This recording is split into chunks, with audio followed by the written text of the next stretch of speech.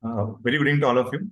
I welcome you all for this fourth session of the SIG of Neuromuscular group. And this is the last session of the Neuromuscular SIG. Today we have a wonderful talk by Dr. Ved and then four interesting cases on treatable neuromuscular disorders. I'll request our President Dr. Chapali Gulaiti to take over. Over to you, ma'am. Thank you. Thank you, Mahesh, and thank you all for joining. And it's been nice. And we have moving from what the experts say to the neuromuscle SIG, and the first session of neuromuscle SIG finishes today. Today we have very enlightened speakers. We have Professor Veda Narayanan, who is Chief of Pediatric Neuromuscle Disease, Professor of Neurology, Department of Neurology in Austin, at the University of Texas at Austin. And he was very kind to have joined us as an expert last week when he was in the lounge taking the flight back to the US.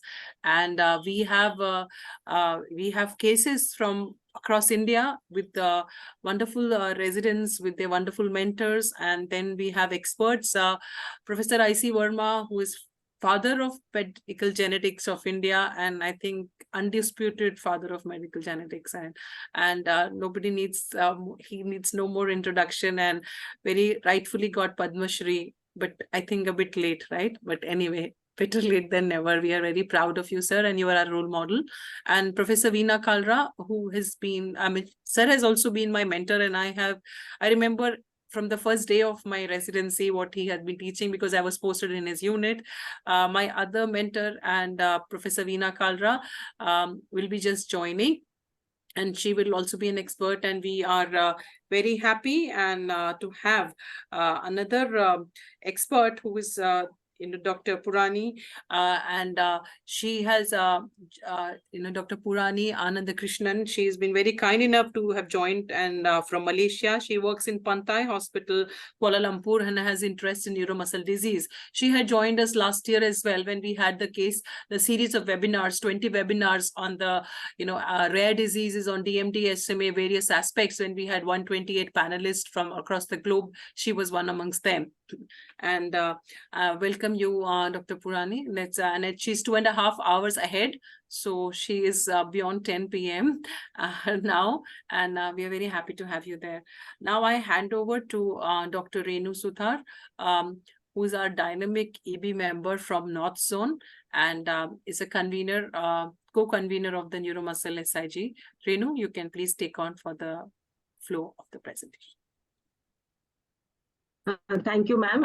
Yeah, one second. I will just, for the newcomers, although like she's a faculty in PGI Chandigarh and had done DM in pediatric neurology from PGI Chandigarh, and a very nice budding, pediatric neurologist who's a new mom also. So she's multitasking. Yeah, thank you, ma'am. Thank you for kind introduction. So this is a fourth I just session. Welcome Professor Kalra. Renu, one second. Yeah, Dr. right, Kalra is just joining. Yeah. Thank you for joining, ma'am. Hi. Ma'am, we have introduced you. So Professor I.C. Verma is there. He's there for initial half an hour, 45 minutes. He's in New York. He has had some change of plans. Dr. Veda is from Austin. You are from here. So we have father of medical genetics. We have of India. We have a mother of pediatric neurology in India.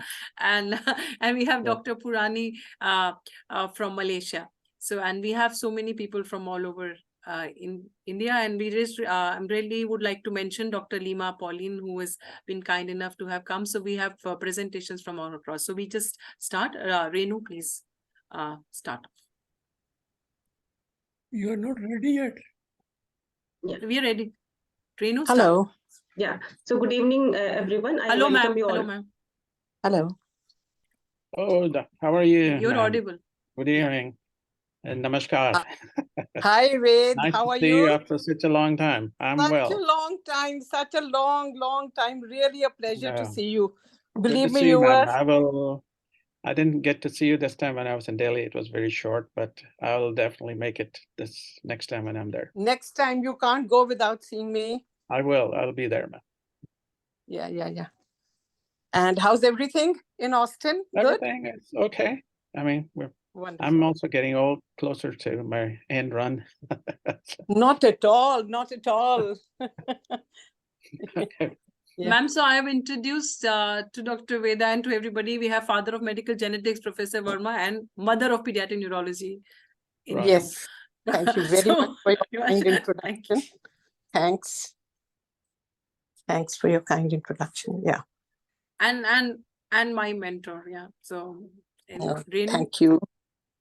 Renu. My mentor as well. Thank you, Veda. Thank you. It's about 40 years, but still, you look great, ma'am. You look the same.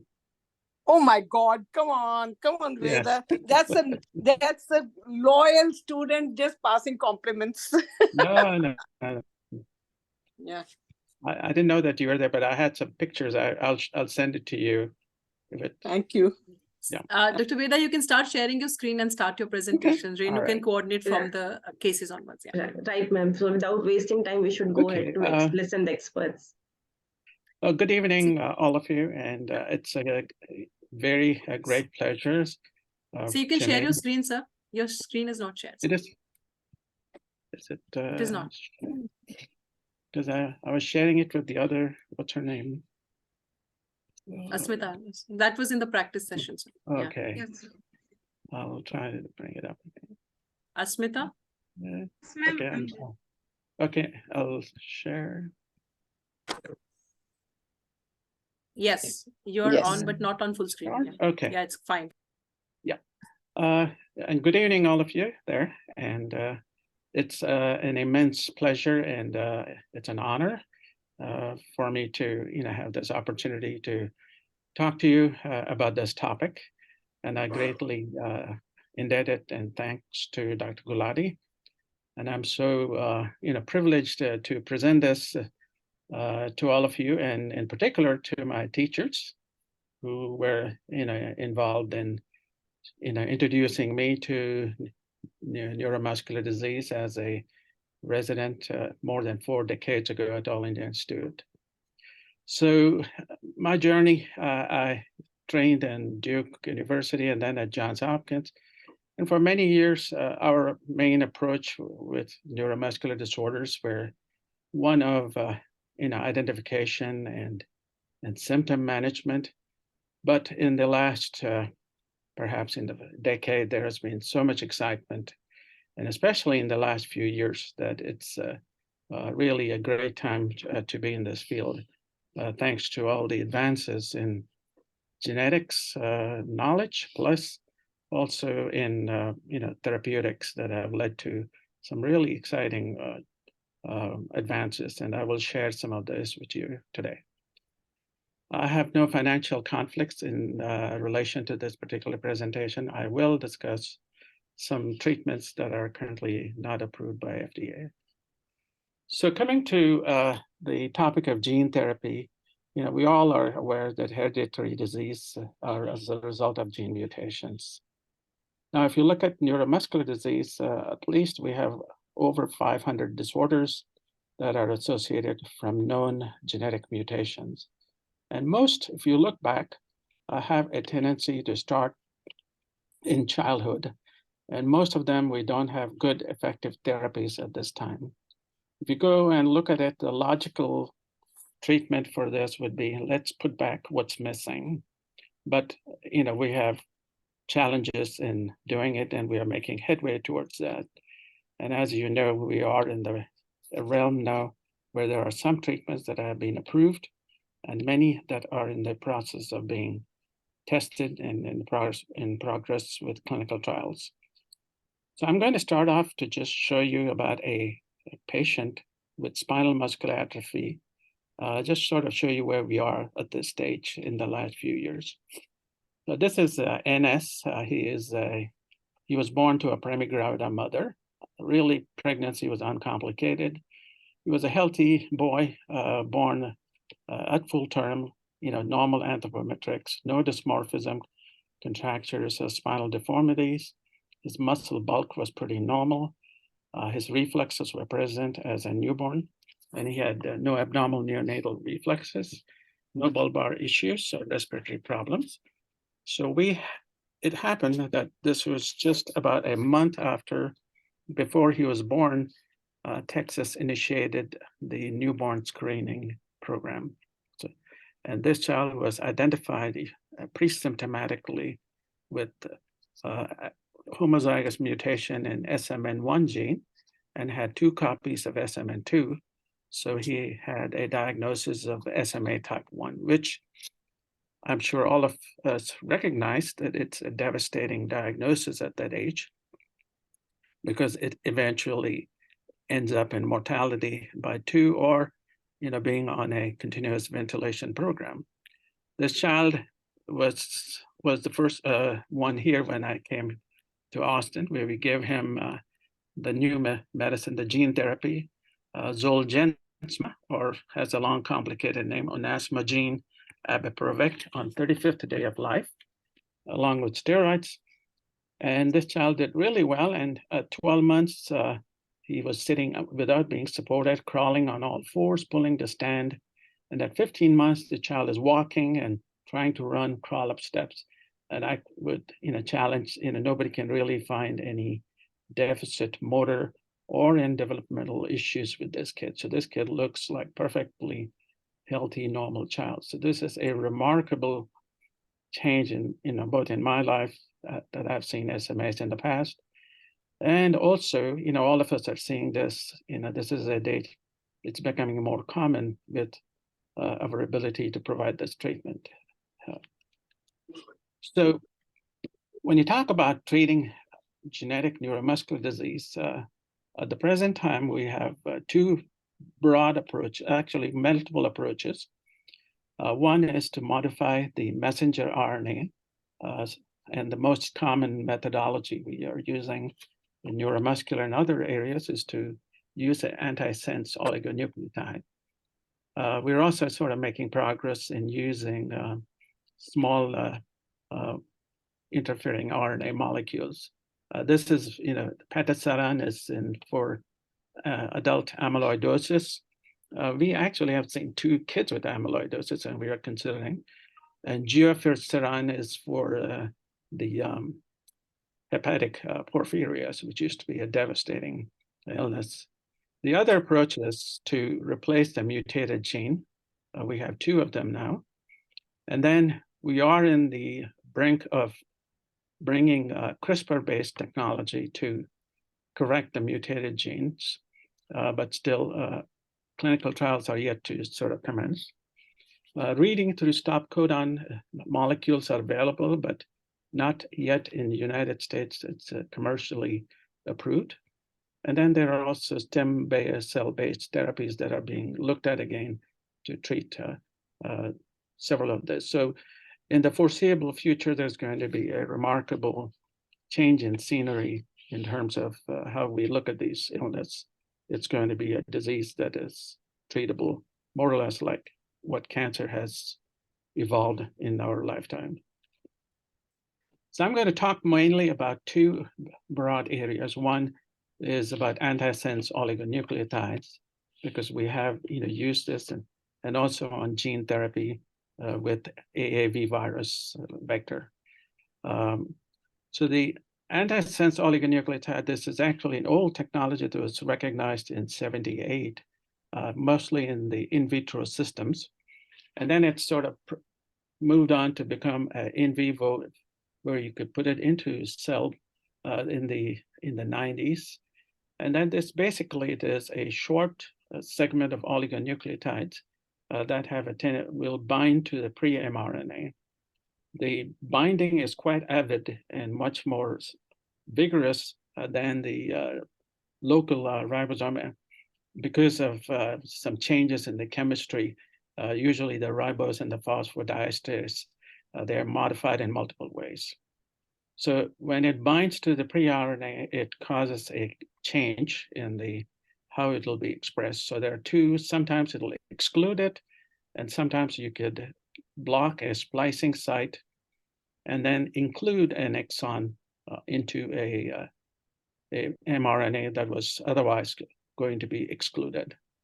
The big challenges with this are that it's got very poor penetration into the blood-brain barrier. it is very specific for a particular gene alteration. You can't sort of do a generic type. And so it has to be more designed based upon the individual's need. So right now we have in the neuromuscular realm for SMA, which is nusinersen, Duchenne, we have like 4 of them. And then for hereditary amyloidosis, there is tolerasen. So, and these are actually quite effective, and they are based upon the changing the structure of the binding oligosense nucleotide. So here is a cartoon which explains basically how this works. So on the top is an example in Duchenne where we tried to exclude an exon. And on the bottom is spinal muscular atrophy where we want to include an exon. And both use ASO as the vehicle to approach this. So on the top you're seeing here, there is the white box, which is exon 50 that has been excluded in the child. So now you end up in an mRNA that's out of frame and leading to a truncated non-functional protein. So then you could eliminate the exon 51 by using a ASO that'll bind specifically at that site and then lead to a self-corrected motif so that it now becomes a readable, not exactly the normal protein. So this particular one is, of course, exon 51 is commercially available now, and etelerpsin was the first one to be commercially, be available to treat Duchenne. On the second, you're seeing here is that this is the exon 5, 6, 7, and 8 for the SMN gene, which is exactly similar in both SMN1 and 2. The difference between 1 and 2 is there is a splice site after the exon 7 in the intron, which will cause the exon 7 to be eliminated in SMN2. So that leads to a protein that's not functional. There is, of course, a small amount that is salvaged, usually about 10%. So that's why copy number makes a difference. So the higher the copy number, the milder the disease. So here what you're doing with nusinersen, which is another antisense oligonucleotide, is you are blocking the splice site in the intron. So once that splice site is blocked, it leads to inclusion of exon 7, which then leads to a full functional protein. And it's quite effective in treating these children. And this was the first one that got out in 2016, nusinersen. So in terms of availability of ASOs for Duchenne, we have eteplirsen, which is for 51, that will correct roughly 14% of Duchenne children. And then the others are usually about 3 to 5%, not that. But overall, you can correct about 25% or 20% or so are amenable for ASO treatments. The big problems with ASO treatment is poor penetration into the cardiac muscle and also relatively poor expression of the protein. But nevertheless, there is an improvement when we treat these children compared to untreated controls. So here is the paper from Jerry Mendel's group, where they're looking at patients who are treated versus the control. And here you're seeing the purple line represents children who were treated with the etelerpsin, and then the gray, they were sort of the controls. And then the box here points that at this point in time, they were sort of open labeled. But even at about 48 weeks of observation, you still see that a comparison of delayed treatment versus placebos, there is a significant difference in 6-minute walk test, which is considered one of the one of the main parameters for efficacy of Duchenne-related treatments. So this allowed it to be conditionally approved, and it's now available. And this is a much longer observation from Italian group. On the top panel, I'm going to skip the bottom, but on the top panel, you see a comparison. The hatched line represents the treated versus the other green line, which is really the controls. So when you look at that, there is a clear difference in the 6-minute walk test, and that difference is still maintained at years 4, much longer than the other study, which was relatively for a short period of time. The bottom panel indicates where these children became wheelchair bound. So at what time in terms of years. So there are these two, probably they started too early, but nevertheless, it shows that in the treated group, the number of kids who went on to wheelchair at year 4 was lower compared to the controls. So there is a benefit. Now, I had gone over this, but I was going to just show this because it's a nice picture, which was published in New England Journal. And on your left-hand panel, it represents the spinal muscular atrophy. And on the right is what happens when you treat. And this blue bar represents the splice site that is blocked by the ASO treatment and converting into the non-functional into functional protein. Now, the landmark trial that led to the approval of this by FDA was the NDR trial, which looked at SMA1.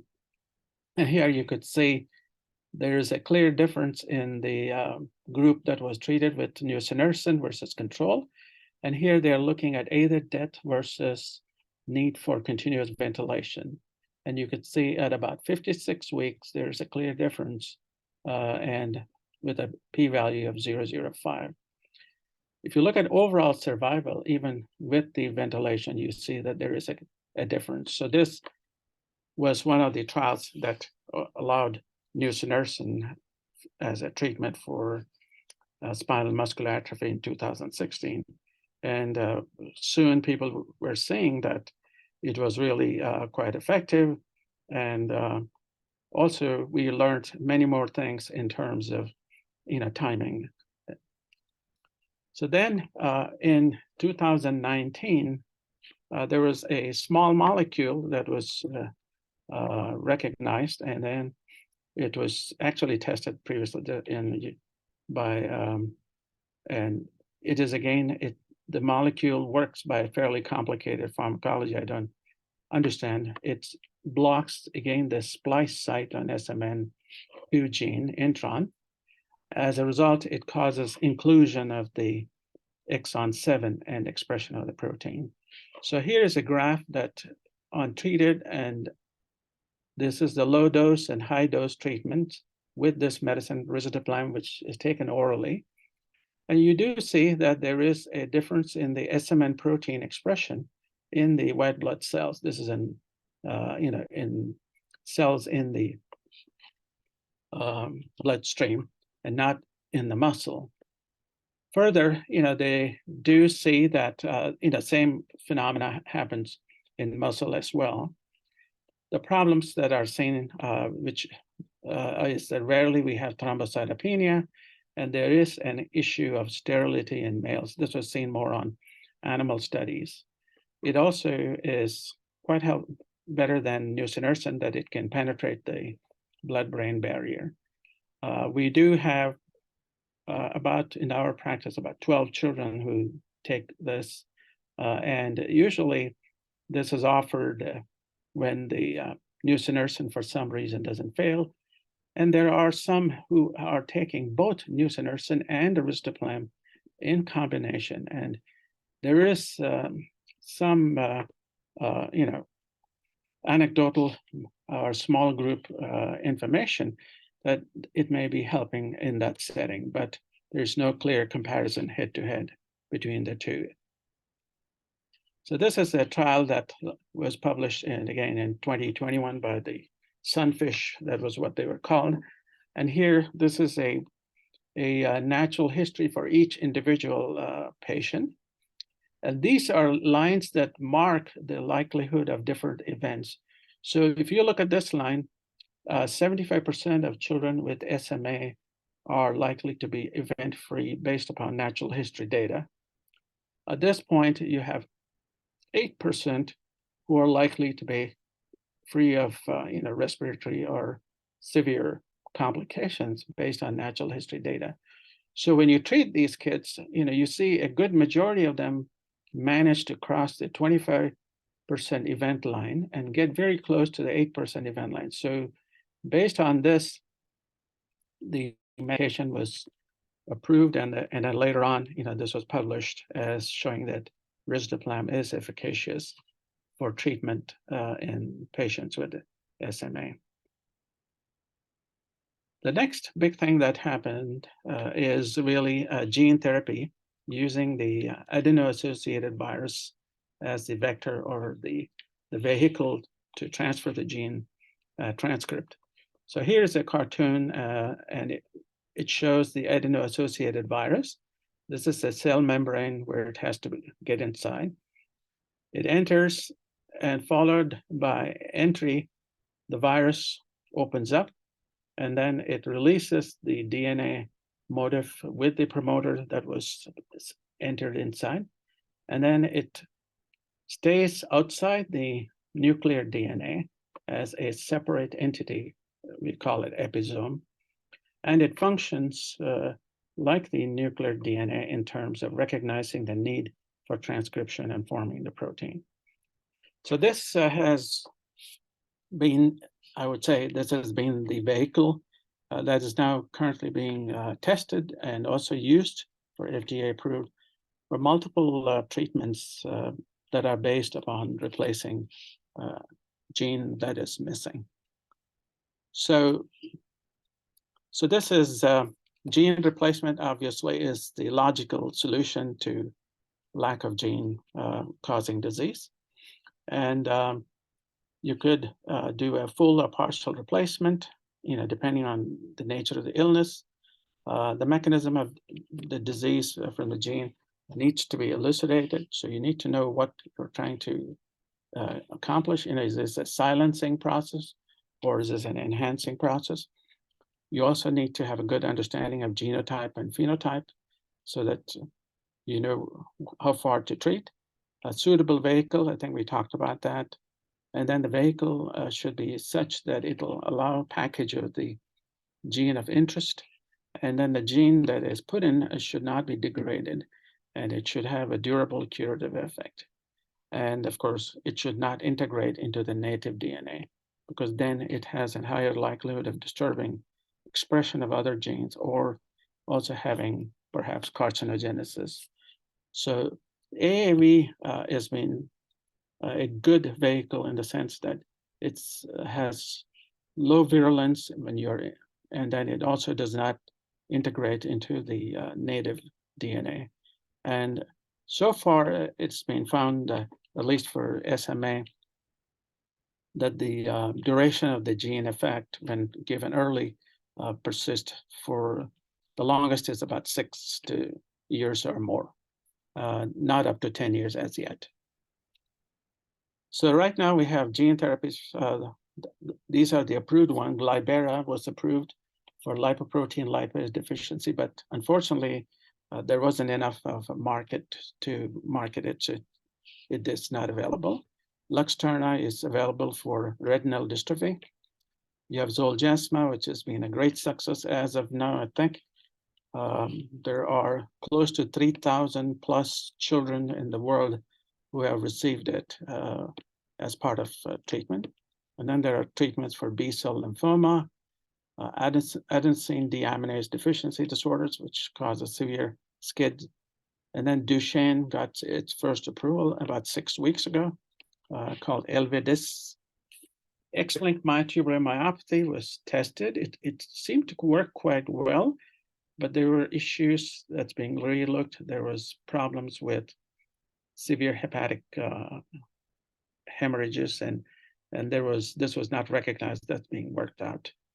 Now, CMT, giant axonal neuropathy, and sarcoglycan disease, which are, in a way similar to Duchenne, are in the pipeline, and they're actually getting ready for treatments for those. So it looks like in the near future, we'll have many more, and it's rapidly increasing.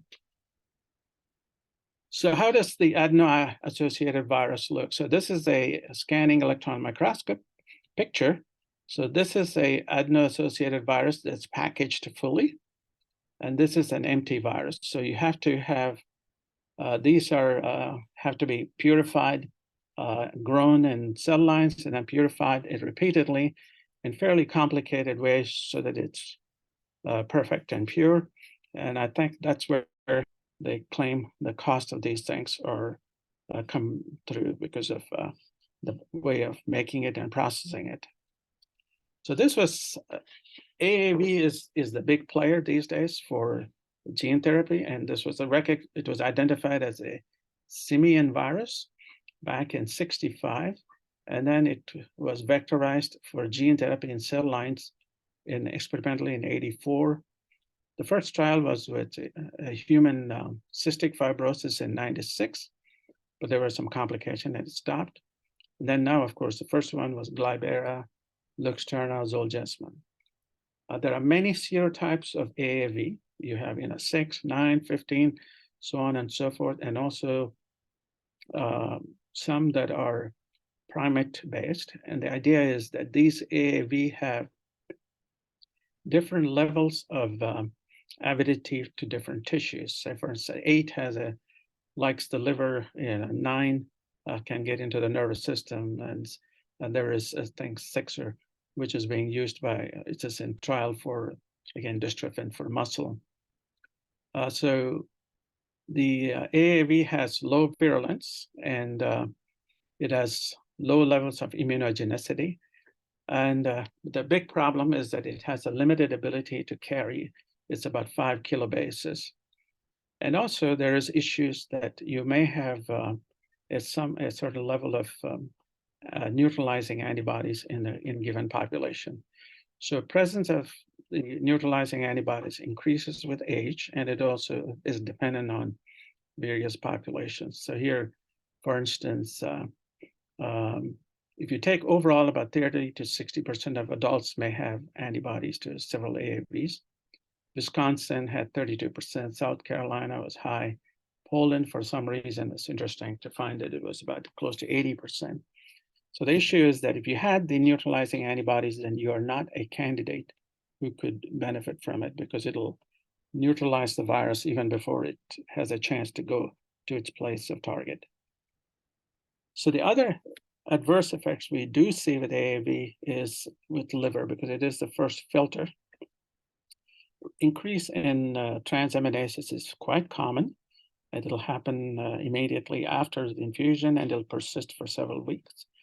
It usually responds to steroids, and most AAV therapy regimens, there is a steroid preparation and continuation. So for instance, in Zolgensma, you give steroid 1 milligram per kilogram the day before, and then you continue for 4 weeks for a minimum.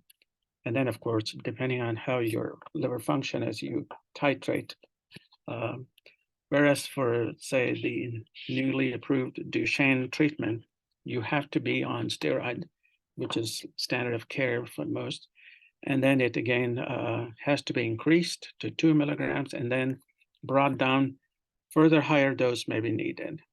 So rarely there have been acute liver failure. There has been 2 instances of death related to liver failure from Zolgensma-related treatment. People have done liver biopsy, and what they do find is that there is an increase in CD8 positive cells, and there is hepatic fibrosis and Kupffer cells, which are like our macrophages hypertrophy. In the experimental studies, there is some evidence of hepatic carcinoma, thought to be a genotoxic effect, usually large dose, but not seen in mammals. The other one we monitor is heart muscle. So myocarditis happens, troponin usually will increase. about 2 to 3 times. It's often asymptomatic. We will screen every child before we treat them with gene therapy by our cardiologists and follow the troponin weekly until it normalizes. There have been children who have had severe myocarditis requiring pulse steroids. Thrombotic microangiopathy with problems of multi-organ dysfunction has happened, which can lead to renal dysfunction, respiratory problems. And death is relatively, is extremely rare. There have been only 2 instances that we can, talk about in terms of the Zolgensma use so far. So this is the seminal paper based on which the Zolgensma got approved for SMA. This is from Mendel's group. So here, you have 15 patients. They were in 2 cohorts. The first one had got a lower dose of the virus, and then the second cohort of 12 got the higher dose. So what you're looking at here again is the event-free margin. So here, less than 8% based on the natural history data would be expected to be free of events. But what you're seeing here is a great majority are able to stay without events. Now these star events, that's the last trial. There was one child who had some breathing related issues in between. But overall, this was a remarkable improvement compared to even nusinersen.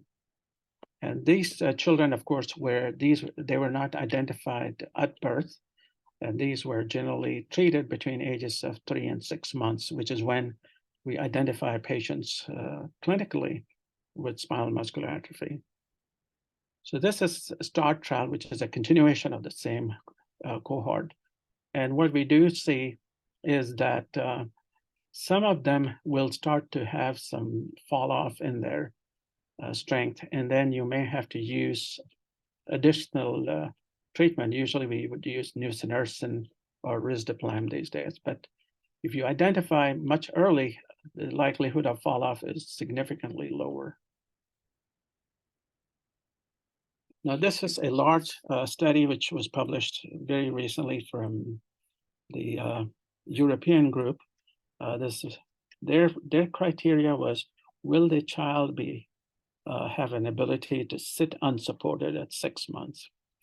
And so when they were treated, there were 33 of them. And then what you do, and they're followed for 18 months. And they had to sit for 10 seconds at 18 months. So 14 out of 32 were able to sit versus 0 out of 23 based on natural history control data. This is for SMA1. And then 24 out of 33 had improved respiratory function in comparison to 30, in terms of not requiring ventilatory support. And then, of course, the main issue, 9 out of 33 with elevated transaminases, 3 with elevated troponin, CHOP intent increased, which is the motor measurement in all kids who were treated. So again, showing that long-term, even at 18 months on this, it is looking good. And this is a large group.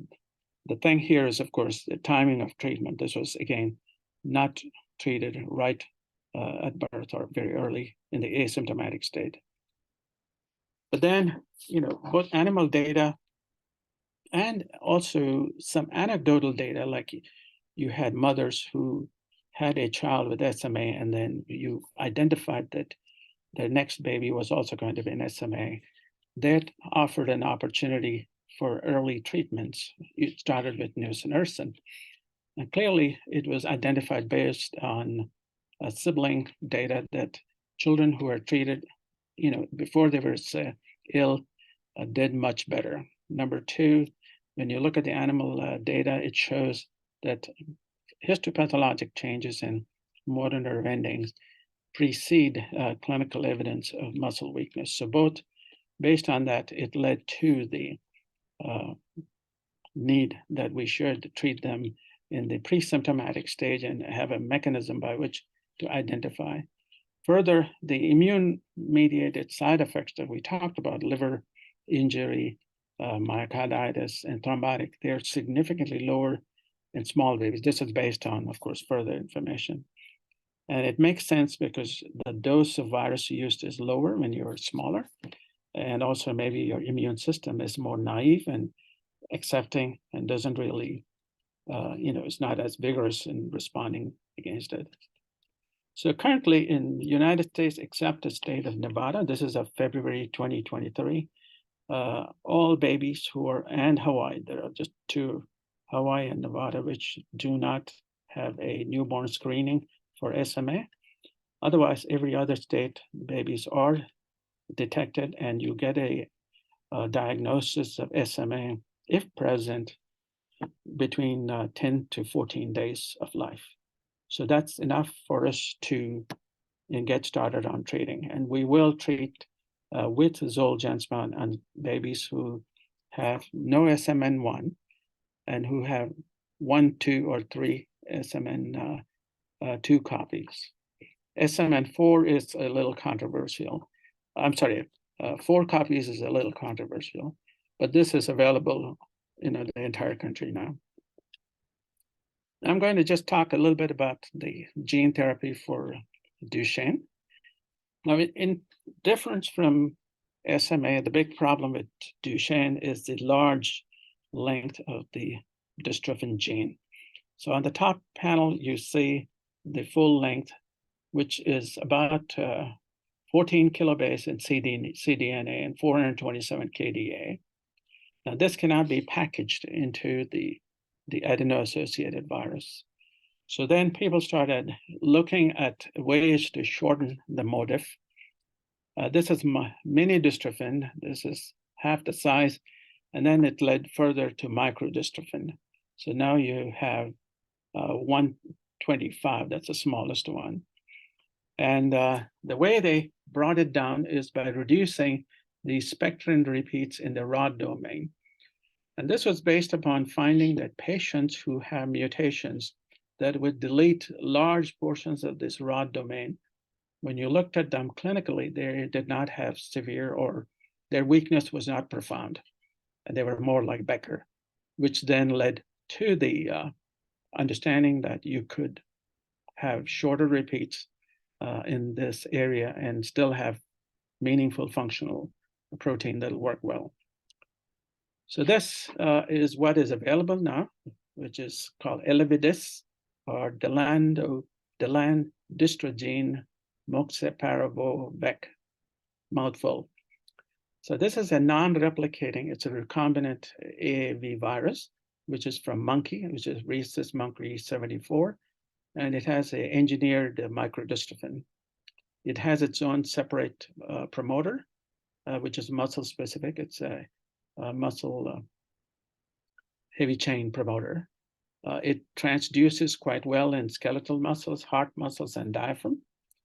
When the microdystrophin is expressed, it clearly is higher in those who are treated, and it also localizes in the sarcolemmal area, that is in the appropriate area by binding to the dystroglycan and the DAG complex, so that it'll have a functionality that'll be similar to dystrophin.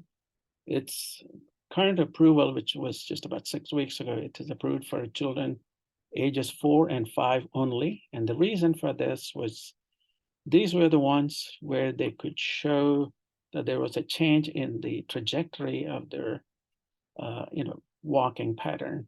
At that age is when you also see it, at 6 is when you see a drop off. And this is when they saw there was a difference, at least in a subgroup analysis. Now, a double-blind placebo control is in progress, which is called as the EMBARK trial, and we should know more about it by early next year. And that includes 120 patients, and it's ambulating kids between ages 4 and 8. So that'll have, that may perhaps expand the scope of use of this particular medicine. Further, there are two other companies. One is Pfizer and another one called Solid Biosciences. They are looking at their own motive of dystrophin gene. So that's still in progress. So this is the trans gene that is given currently in that particular medicine. It has its own MHCK7 promoter. This is microdystrophin. This is about 1/3 of the size of dystrophin gene that you need. And it's got, it is packaged into the virus, and it's delivered. It's roughly, we have one child who may be getting it soon in our practice. It's about 1 vial that you would administer for each kilogram up to 40 kilograms or so. And adverse events are a little more pronounced, at least in the clinical studies. And almost every one of them will have some adverse effect, which can be mild to moderate. Intractable vomiting is common, and it can be quite difficult at times to manage, needing hospitalization. Elevation in liver enzymes will happen. So here, because transaminases also come from muscle, we monitor the CGT as the marker, along with, of course, the other markers. Troponin is elevated, and autoimmune myocarditis happens. If autoimmune hepatitis and myocarditis appear, they are treated with steroids at a higher dose. Unknown rhabdomyolysis, and then an unusual illness of autoimmune myositis appears. And this presents with weakness that can be very rapid in progression to respiratory compromise, and also weakness in their jaw and tongue muscles. We generally, if you see kids with Duchenne, they don't have a dropped jaw, but that's one of the features in this. And they, in that circumstance, will need very aggressive treatment, including steroids and plasma exchange, or other means to suppress antibody formation. No deaths have been reported so far in the Sarepta's trial. So now, important thing is that if you had a child who has a deletion of exon 8 and 9, it's contraindicated, because this particular exon is not included in the microdystrophin, and I'm sorry, it's included, and if the child has a mutation, that's when they develop an antibody that'll target the protein in that circumstance. So for these two, it is contraindicated, and it has to be with caution when you have deletions between 1 to 17 and 59 to 71. So it's very new. We're just getting into this. There are only a handful of patients. So the best information we have is this study, which was in 2020. So here you have 4 patients with Duchenne who are ambulating. And here what you're seeing is that there is a difference in their North Star, which is NSAA measurement. And that is clearly preserved, even almost close to even after about a year. The serum CPK also comes down. And so it preserves, so there is a difference, and that's significant between what they were at the onset in comparison. Now, this is a MRI of the muscle. So here they're quantitating between muscle tissue and fat. And so there is a decrease in the amount of fatty infiltration in the muscle pre and post treatment, and then markers that indicate inflammation based on MRI in terms of edema, they're decreased, and the bulk overall is better. So there is a picture backing as well, and physical measurement, and CK saying that it is working. And plus, of course, when they looked at the subgroup analysis, it showed that treatment in the subgroup shows that this protein is expressed to about 60% more in the treated, and also it is localized in the sarcolemmal region, which makes sense that this will be helpful. And further, there's some indication also from the motor measurement that it is beneficial. So we still have lots of opportunities and challenges that face us. Gene replacement therapy, we have kind of learned many tools and techniques, and it's just a matter of applying it. AAV, and then there are other viruses like Lenti and perhaps others, which may work in better fashion. We have to get a handle on innate and acquired immunity, how we can manipulate it in better fashion so that these are tolerated better. Also learn how to treat organ injuries. Pre-symptomatic detection is a game changer, and this has been demonstrated in SMA. This picture that I'm showing you is my patient, as I talked about at the onset. He's here, 16-month-old. I can bet you this is a child with SMA1, but I bet you he looks like any other normal 16-month-old. And also, there are different diseases. We have to learn optimal time for gene therapy. And of course, Dr. Verma pointed out right at the beginning, socioeconomic disparities is perhaps the biggest problem that we have to overcome. And one thing that may possibly by finding, novel ways, cheaper ways, other ways. I mean, we have learned for HIV, India learned how to make it significantly cheaper. So similarly, there's no reason why this may not happen. And I thank you very much for giving me this opportunity. I will be happy to take any questions. Thank you very much.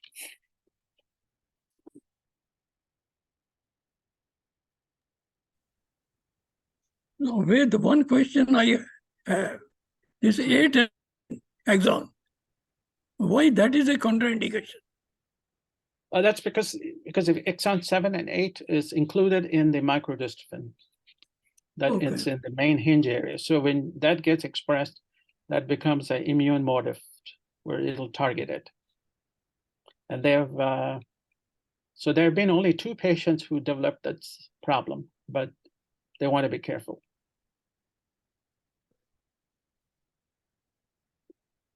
So looks like most likely it will be approved for the other age groups also. It looks like it, sir. I think so. We'll know about it early next year. What about those who become non-ambulatory? Will it help them? There is a trial. It just is going to start. It's called Envision. And there is clearly data that it will protect the heart muscle. So that's going to be studied. And they are looking at 100 and odd patients. There's only been one center that has been sort of at least approved in the US. We're trying to get into it, but it's the next phase it's going to start. It's got the first one is MBOT, which finishes in February. Envision is getting ready to start. But do you think the non-ambulatory can be made to walk? No, sir. It'll be mainly that you will preserve their breathing and their heart function, so they'll have a better quality in chair. But unlikely to make them ambulatory. No, I mean, that's what, maybe that's the thing that they're looking at, stem cell-based therapy, where you modify and put new cells that can grow back and try to do that, but not with this, no, sir. So that's why there are big questions about, prenatal and when do we test for Duchenne, and there are challenges with Duchenne in terms of newborn screening, because there are so many different kinds of mutations, and it's such a big gene. And on top of that, you have to also make a determination, what phenotype is it going to become? Is it going to be like Becker? Is it going to be, Duchenne or intermediate? Yeah. What is the status of utrophin? That's also is being used as a substitute, and it's making a headway. It will try to take the place of dystrophin, because if you look at regenerating muscle fiber, utrophin will sort of be in the same place where dystrophin comes in. So the question is, they're trying to sort of, in the same technique as SMN2, They want to sort of use it in place of dystrophin, and that is actually happening. And of course, so that's we're also there. They looked at myostatin inhibitors to see if they can make the muscle grow. It didn't work out well in Duchenne and Becker.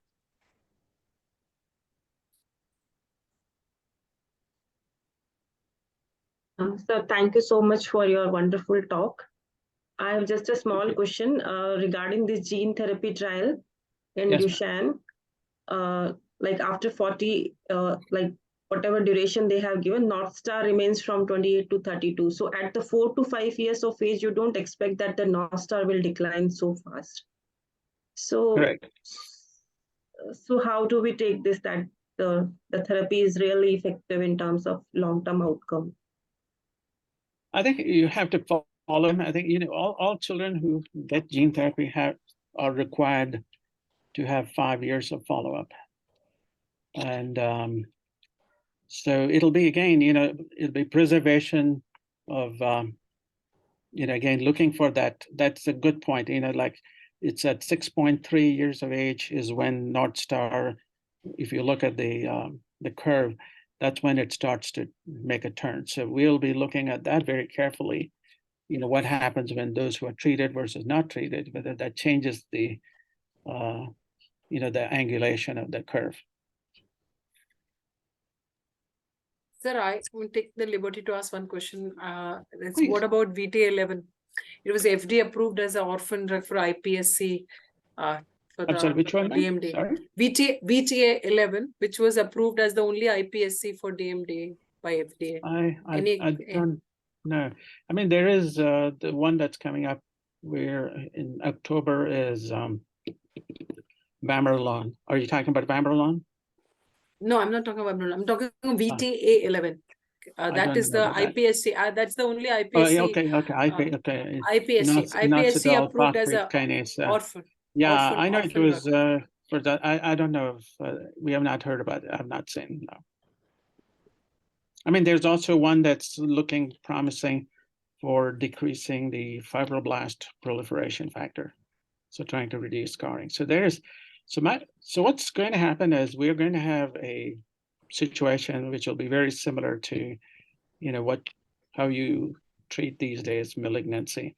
So there will be an initial, treatment followed by a secondary and tertiary, and and work from multiple angles in trying to sort of, help the children. Like, you may have gene therapy followed by, decreasing fibroblast, increasing muscle cell numbers, or, decreasing inflammation. So eventually it'll be like a combination pharmacy of sorts, at different stages, so that it'll be, you try to bring them through this. Even now we are seeing this. We have in our practice children who got late gene therapy. They started showing worsening, and then they got risdiplam, and that didn't really do much. So then we added nusinersen. And now we are in the process of starting.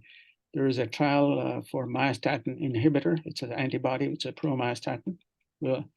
So that's been showing some promise that it'll make your muscles grow bigger. So it'll be a combination treatment with multiple agents at different levels. So just going through very quickly, just for want of time, and just intervening that one or two questions which are generic, otherwise are specific for patients, which will not be addressing to individual patient. One is somebody's asked that if a single exon is deleted or multiple exons are deleted, any difference in the gene, the response of the treatments, and whether you have redosing of a gene therapy and any particular indications, contraindication to gene therapy. I think this is the generic questions which are there before we open to the cases. Now, no difference between is it single exon or multiple, or whether it could be nonsense mutation. So as long as it doesn't include exon 8 and 9, and that other relative contraindication, everybody who has a deletion that leads to out of frame, like Duchenne phenotype, is open game. They can have it, number one. Number two, that's a very good question in terms of the redosing. Now, unlike the nervous system, the muscle cells are replicating, so there are newer ones. So even though we treat today, some of the newer ones may not have the transcript that you put in the older ones. So it is possible after a few years, we may have to redose them. And those are going to cause challenges that we still haven't really addressed or, so at that point in time, we may have issues such as you have already been exposed to the virus, so you will have antibodies to the virus and outside of the cell. Do you have to use another, or do you have to use some major suppression mechanisms? But those are definitely issues that are being considered. What about stem cells? You talked about stem cells in the armamentarium. What's your view on stem cells in your center? Stem cells has its run. I think it needs to be done. It's being done again. Initially stem cells was one of the ones that was very, looked at with a lot of excitement in the early 90s, where they gave stem cell transplants. And there were lots of people who were sort of doing it in a haphazard way. And then eventually there was a trial sponsored by NIH, a small area where they selectively injected into biceps and tibialis anterior. And they really couldn't see, even though stem cells, when you put it in, it will allow expression of the protein, but it does not cause a change in the motor function that can be meaningfully measured. So as a result of that, it was people kind of lost. And now they're looking at ways that it may have to be combined with other approaches, means to decrease scarring and put stem cells at the same time. And it is actually coming back again. They're looking at it again. Animals. And also it's a matter of timing. Stem cells, if you sort of, if you want to do it, real early, you may not have much scarring and you may have a better opportunity.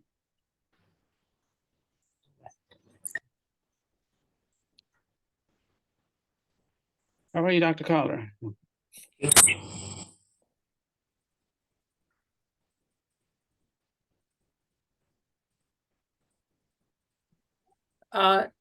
Dr. Purani, you want to say something before we move on to the cases that we're discussing?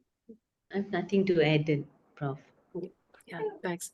Thanks. I think, Renu, you can introduce the next one. I'm just requesting to the speakers that we have a 7-minute presentation and 3-minute discussion. We have 4 cases. So we started 5 minutes late. So if we're going to be there, so it should be next 40 minutes should be over to do it, please.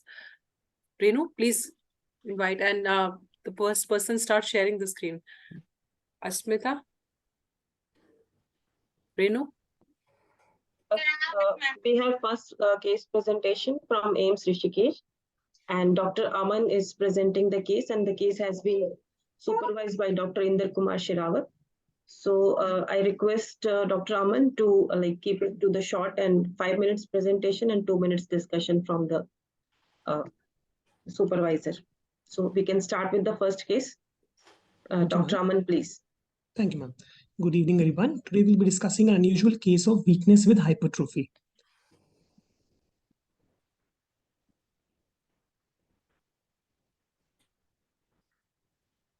So we had a 5-year-old child presented to us with complaints of difficulty in standing and walking for the last 3 years. The child had an initial delay in attainment of the motor milestones, followed by which, at the age of 2 years, the parents noticed the child had difficulty in standing and walking. The child was unable to get up from sitting position, was unable to run, and had clumsy gait with frequent falls. Also, on adding distinct leading questions, the child also had generalized stiffness, history of freezing phenomena after a period of rest, and difficulty in initiating a movement after a period of rest, especially after waking up in the morning. There was improvement noticed after walking for a few steps, and there was also a lack of clarity in speech noticed. There was no any short-term, long-term, or seasonal fluctuations or periodic weakness, no pains, and no fluctuations from day to day. There was no history of any cranial nerve involvement or other sensory, cerebellar, or other system involvements. The child had a smooth perinatal transition, and after the initial isolated motor delay, the child had attained most of his milestones at 5 years of age. The child was born of a third-degree consanguineous marriage without any other family members being affected. The child visited multiple hospitals and was administered multiple oral medications without any clinical benefit. And the parents were prognosticated that the child is having a muscle disease for which he might become non-ambulatory in the next 10 years. The anthropometry and the vitals were normal. On a general examination, the child had hypertrophy of the deltoid, the biceps, the trapezius, the supraspinatus, and the infraspinatus, giving the child a Herculean appearance. The high mental functions were normal except for dysarthria. The cranial nerves motor examinations were normal. This is the child sitting and getting up from sitting position. There was slight difficulty in getting up. Otherwise, the child could get up. The gait was a waddling gait, and both the mother and the brother did not have any signs of myotonia. But the child himself had signs of myotonia in the form of grip myotonia,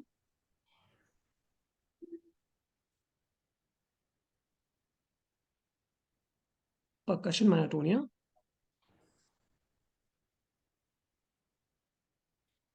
and also tongue myotonia. So, in summary, we had a 5-year-old child born of a third-degree consanguineous marriage with difficulty in standing and walking, difficulty initiating a task after a period of rest, with a history suggestive of a warm-up phenomena for the last 3 years, without any antenatal perinatal insult, and without any history of periodic paralysis, with examination revealing a generalized Herculean appearance, tongue, grip, and percussion myotonia. So our clinical differentials were of myotonia congenita, and we had also kept possibilities of sodium channelopathies like paramyotonia congenita, acetazolamide responsive myotonia, myotonia fluctuans, pseudomyotonia, rarely a myotonia dystrophy type 1 and 2 milder disease, and remotely a chondrodystrophic myotonia. Our points in favor of myotonia congenita were it was the onset within the first decade of life, the characteristic physic phenomena, that is myotonia which is most after a period of rest, the warm-up phenomena, the appearance of transient proximal muscle weakness, history of consanguinity, and unaffected parents. We had kept the Becker's autosomal recessive as the first possibility because the child had a later onset of disease, had a disease rather than a milder disease. We had the points against paramyotonia were there were no worsenings after exposure to cold. There was no paradoxical worsening after repeated exercise. The points against acetazolamide responsive myotonia were the absence of any affected family members and absence of pain. Jumpel was a remote possibility as there was no dysmorphism, no short stature, no bony abnormalities, and no blepharosphymosis. Investigations revealed a slightly elevated CPK NAC and a normal thyroid profile. The child also had a normal ECG without any rhythm abnormalities. EMT showed a normal insertional activity. The spontaneous activity showed positive sharp waves and fibrillations and characteristic myotonic discharges. On activation, the motor potentials had early recruitment but normal amplitude in the right deltoid and biceps. It was not a complete study as child was not cooperative for detailed testing. So we planned for a next-generation sequencing, and in the meantime, we started the child on oral carbamazepine as methylene was not available. We tried to procure it from Delhi. After 1 month follow-up, the child did not have significant clinical improvement. By the time the parents had procured mexletine, the child was started on mexletine 150 mg thrice a day. Follow-up after 3 weeks showed a significant improvement in the myotonia. This is the follow-up. There was significant improvement in the myotonia of the child. So the next generation sequencing revealed a pathogenic homozygous deletion in the splice site of intron 21, confirming a diagnosis of myotonia congenita in the chloride channel. So myotonia, as we know, is a clinical phenomenon as well as an electromyographic phenomenon. It is a delayed muscle relaxation after a voluntary or a evoked muscle contraction. It can be a dystrophic myotonia or non-dystrophic myotonia. The clinical signs include action myotonia in the form of grip myotonia, eyelid myotonia, jaw myotonia, and percussion myotonia in thin arm muscles, in wrist muscles, and back muscles. Warm-up phenomena, that is repeat contraction and relaxation, may improve myotonia. which is seen in myotonia congenita, or repeated contractions may even worsen myotonia, which is called paradoxical myotonia, seen in paramyotonia congenita. There are certain conditions where there is a clinical features of myotonia are present without any electromyographic features of myotonia, which include McArdle's disease, hypothyroidism, sarcoplasmic reticulum calcium ATPase deficiency, neuromyotonia, and neuroleptic malignant syndrome. So myotonia congenita, as we know, is a chloride channelopathy located on chromosome 7. Point mutations are most common. The pathophysiology is said to be a decreased chloride conductance. As we know, chloride is an important channel for skeletal muscle repolarization. So decreased chloride conductance will lead to the muscle membrane being hyperexcitable, leading to multiple after depolarization and no repolarization. The muscle will remain in a prolonged depolarized state, leading to repetitive firing and a clinical myotonia. The precision medicine for this entity are the sodium channel blockers, mostly the class 1B antiarrhythmic drugs like phenytoin, flecainide, procainamide, and carbamazepine. Also, mexiletine is a drug which acts not only the sodium channels, but also has downstream action on the chloride channels. So it has a potent antimyoclonic agent. Other drugs tried in this are riluzole, tocainide, and clomipramine and imipramine. So this is the British National Formulary Guidelines, which say that mexiletine has level 1 evidence in treatment of myotonia. Lamotrigine has level 2 evidence. Carbamazepine, flecainide, and ranolazole has level 3 evidence, and acetaminophen has level 4 evidence. As I talked, mexiletine not only acts on the primary sodium channel, but also on downstream chloride channels. This was a randomized double-blind placebo-controlled crossover study of 25 adults, of 13 having myotonia congenita and 12 having paramyotonia congenita, showed that after the treatment of mexiletine, the median visual analytic score for stiffness severity decreased significantly in the mexiletine group versus no improvement in the placebo group. Also, the individualized neuromuscular quality of life questionnaire showed significant improvement in the mexiletine group. Certain precautions must be advised to the patients that the care should be taken under anesthesia, especially with depolarizing muscle relaxants, as they may cause profound muscle spasm and difficulties in extubation. Also, certain medications like saxapathonium, adrenaline, beta-agonist, and colchicine should be avoided. And pregnancy may cause a worsening of the myotonia congenita, so requires increased monitoring. So my take-home messages will be a careful clinical examination is required to claim the diagnosis. Treatable neurological diseases need to be ruled out even if there's a slightest clinical suspicion, especially with the advent of precision medicine. Always suspect myotonia in a child who has true muscle hypertrophy, and timely referral should be done in cases of rare neurological illnesses, as early treatment will prevent complications. Thank you. Thank you, Dr. Aman, for beautiful presentation. Dr. Inder, would you like to add comments and your experience regarding treating this child with mexiletine? Dr. Inder?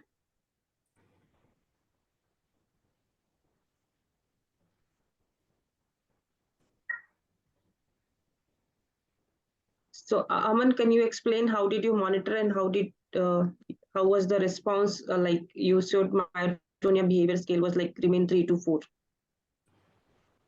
Initially, we did not have mexiletine in the local pharmacies, so we started the child on carbamazepine, which was locally available. But after 1 month follow-up, the child did not have much improvement. After 3 weeks of mexiletine, there was a significant improvement in the child's myotonia. Myotonia behavior scale fell from 4 to 3. He was carrying out his daily activities. There was much less freezing phenomena, and the parents were also satisfied with the treatment, ma'am.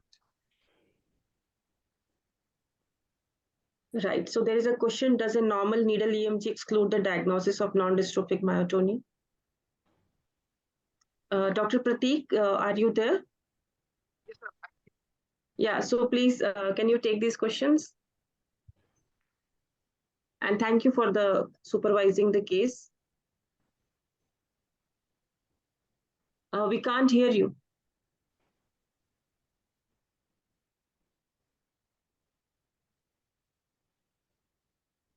Hello. Hello. Ashmita, can you help them? Yes, Dr. Inder, hello. If you're using headphones or Bluetooth, then please turn off your device. Then you can.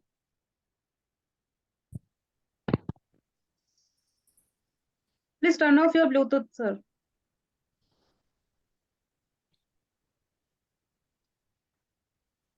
Bluetooth or speaker, whatever you are using, please.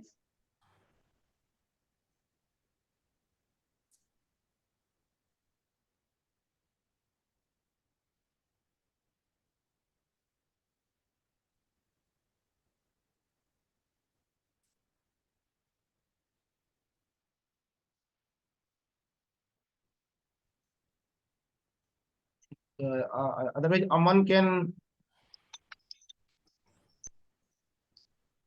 Hello. Hello. Hello, Dr. Yes, ma'am. Yeah, we can hear you. Just keep it a short comment. Regarding the question that needle EMG doesn't show myotonia, does it rule out a myotonic disorder? Yeah, ma'am, in non-dystrophic myotonia congenita, like in Thomson's and Becker's myotonia, sometimes we miss the myotonia in the EMG. But with what has been written, we mainly rely on clinical aspects and we can start treatment. Like in this case, we get the myotonia, but sometimes they have written up to 3 minutes. We have to wait while putting the needle, and we just wait to, it is a resting state. And if this myotonia may come for just a second. So we have to be a little bit wait, especially in small children, they might not cooperate. In our case also, the child did not cooperate for all the muscles testing. But in dystrophic myotonia, like the myotonia dystrophy, getting the myotonia might be more difficult. But these cases usually have a characteristic phases and other kind of, so we can suspect clinically. But in myotonia congenita, we might have to rely on the clinical appearance, because some of the pseudo hypertrophic cases like Pompe disease, then this hypothyroid myopathy and DMD, they can mimic, and we might have to give a trial of this mexilatin. As such, it's not a harmful drug, but some of the cases we might not get the myotonia. It's definitely a clue. We might repeat the EMG, or we have to choose the muscle. Sometimes we have to change the muscle, deltoid and this thigh muscles. That is that much we can do, I think. Otherwise, we can go for next generation sequence. That is definitely there. Thank you. Dr. Purani, Dr. I.C. Verma, sir, any comments or any question related to the case? Sir, please.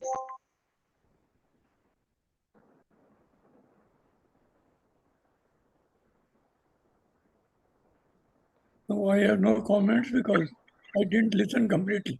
Right, sir. I missed part of. Right, sir. Dr. Purani, you can go ahead.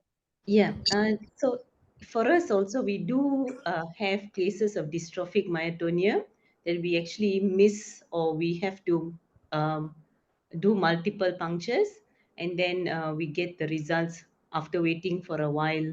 So it's not always immediately that you see the myotonic changes on the EMG.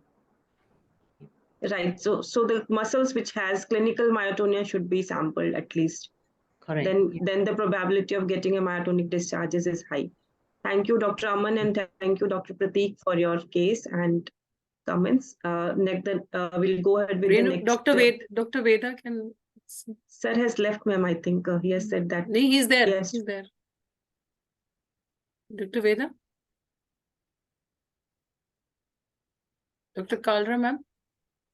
I think just to say, in a lot of our clinical patients, we do see good response to carbamazepine. This is an unusual case, but in the large majority, one does see good response even to carbamazepine. I think mexilentin, of course, is the drug of choice. But if it's not available, and I think we could go to a little higher dose than we went to in this case. Yes, ma'am. We could go easily up to 25 to 30 mg per kg, which we did not up to. If we didn't get the drug, we could have gone to higher doses before if we didn't get the appropriate drug. I think I have tried mexiletine and it has worked well.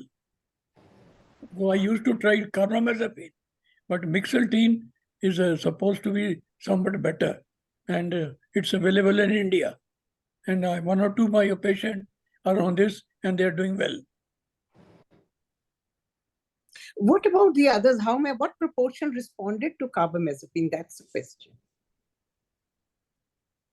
I think a sizable proportion responds to carbamazepine in good dose.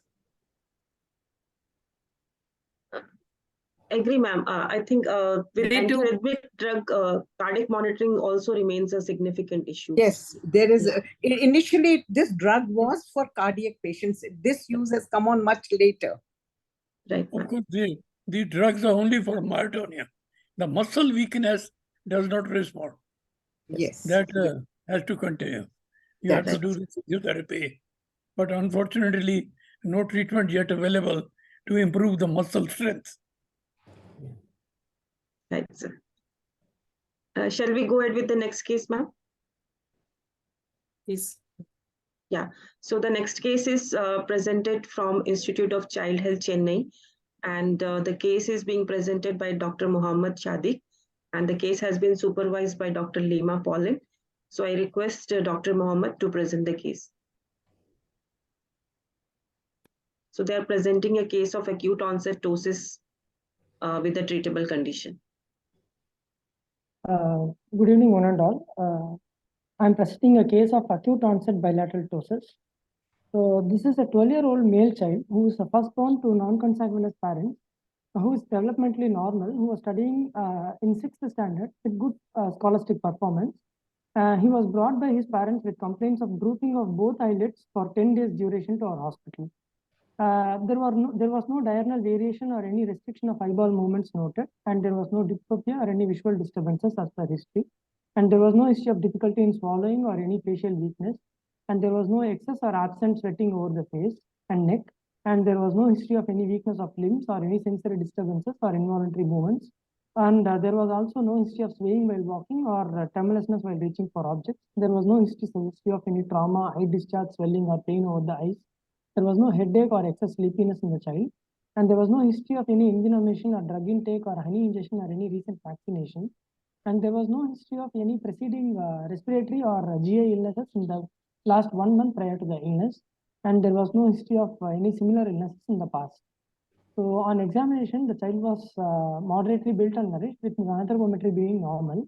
The higher mental functions were normal. Coming to the cranial nerves, the visual acuity and the visual field were normal, and the bilateral both funduses were normal. And third nerve, there was bilateral partial ptosis noted, with chin lift and frontalis overaction was also noted in the child on admission. And but the extraocular movements were full range, and the pupils were equal and reacting, and accumulation was also normal. There was no facial asymmetry, and the orbicularis oculi was normal. There was no curtain sign or Cogan's liquid sign or peak sign. They were all negative. IcePac test was negative, and fatigability test was also negative. The rest of the cranial nerve examination was normal. Motor system, bulk and tone were normal in all 4 limbs. The reflexes and power was also normal. The plantars were bilateral flexor. Gait was also normal. Sensory examination was intact, and cerebellum was also normal, and there was no artificial disturbances noted. So summarizing, it is a 12-year-old with an acute onset of bilateral moderate ptosis, which was non-progressive, without any diurnal variation or any fatigability, with no other cranial nerve involvement, with normal spinomotor, sensory, and cerebellar system. So the possible differential diagnosis that we had after history and examination were myasthenic syndromes, incomplete variant of Miller-Fisher syndrome, and a brainstem lesion involving the central caudal nucleus. So we proceeded on with investigations. Basic investigations, including the lactate and the thyroid profile, were normal. Nerve conduction study was done in all 4 limbs, and also the orbicularis oculi repetitive nervous stimulation was done, which was repeated twice at an interval of 4 to 5 days, which was normal twice. CSF analysis was normal. MRI brain plain with contrast was normal. Acetylcholine receptor antibody was not much significant. Vasculitic profile, including viral serology, HIV serology, was negative. And the anti-ganglioside antibody profile was done. IgM was negative, and IgG is still awaited. This is the nerve conduction of the child, which is normal. And this is the MRI brain plane and contrast of the child with no significant, not being normal. So after examination and investigations, based on the differentials that we had, our child did not have any fatigability, and there was no IcePac test positivity, and acetylcholine receptor antibody was negative, and RNS did not show any decremental response. So we ruled out myasthenic syndromes. And because the MRI brain had no midbrain lesions, and there was no clinical signs of any other brainstem lesions involvement, clinical features suggestive of any brainstem involvement and MRI being normal. The brainstem involvement was also ruled out. So we were left out with the other possibility of incomplete variant of Miller-Fisher syndrome. So the atypicalities in our child was that there was an acute onset of bilateral ptosis presentation, and there was the other part of neuroaxis was not involved, and there was no antecedent illnesses prior to the history of this particular event, and normal conduction studies and also normal MRI brain. So we considered it an acute ptosis variant of Miller-Fisher syndrome. And the child was treated with IV immunoglobulin at 400 mg per kg per day for 5 days. The ptosis improved partially on day 4 of IVIG, and later over the next 4 days, the ptosis got completely resolved. So this is the picture of the child on admission. On day 4 of IVIG, there was some partial improvement, with left being more improved than right. After IVIG course, the child had completely resolved. So coming to a few points about Miller-Fisher syndrome. It is a GBS variant that is characterized by a classical triad of ophthalmoplegia, ataxia, and areflexia, which accounts for approximately 5% of the GBS cases, and is the most common variant after AADP variant of GBS. And there are many clinical features and CSF abnormalities and nerve conduction studies which match with the GBS, like presence of antecedent infection, monophasic disease course, areflexia, and paresthesia.